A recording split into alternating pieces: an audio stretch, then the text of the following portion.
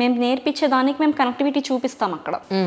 ఇప్పుడు for example నేను ఒక సర్క్యూట్ బ్రేకర్ గురించి మాట్లాడితే అది సబ్స్టేషన్లో నిజంగానే అదే రేటింగ్ అదే బ్రేకర్ ఉంటుంది. వీళ్ళు క్లాస్లో క్యాలిక్యులేట్ చేసిందే. అంటే మనం ఏం నేర్చుకుంటున్నామో రేపటి నుండి నేను ఇది చేస్తే నేను అక్కడ అదే ఉంటుంది.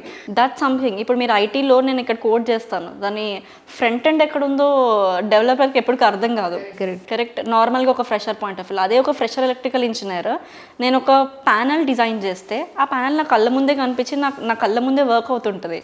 అది బూస్ట్ ఇస్తుంది వీళ్ళకి. అండ్ సైట్ విజిట్కి తీసుకెళ్ళినప్పుడు 100% ఆ లుక్ అండ్ ఫీల్, ఆ అబ్జర్వేషన్, వాళ్ళు దాని నుంచి చాలా ఎక్కువ నేర్చుకుంటారు. క్వశ్చన్స్ చాలా ఉంటాయి. అప్పుడు we put that effort and then పేషెంట్గా మేము ఆన్సర్ చేసి మళ్ళీ దాన్ని క్లాస్లో తీసుకొచ్చి మాట్లాడి, దట్స్ వేర్ ఆ ఇంటర్ కనెక్టివిటీ వాళ్ళకి వస్తుంది కదా. అప్పుడు ఇంట్రెస్ట్ క్రియేట్ అవుతుంది ఫస్ట్.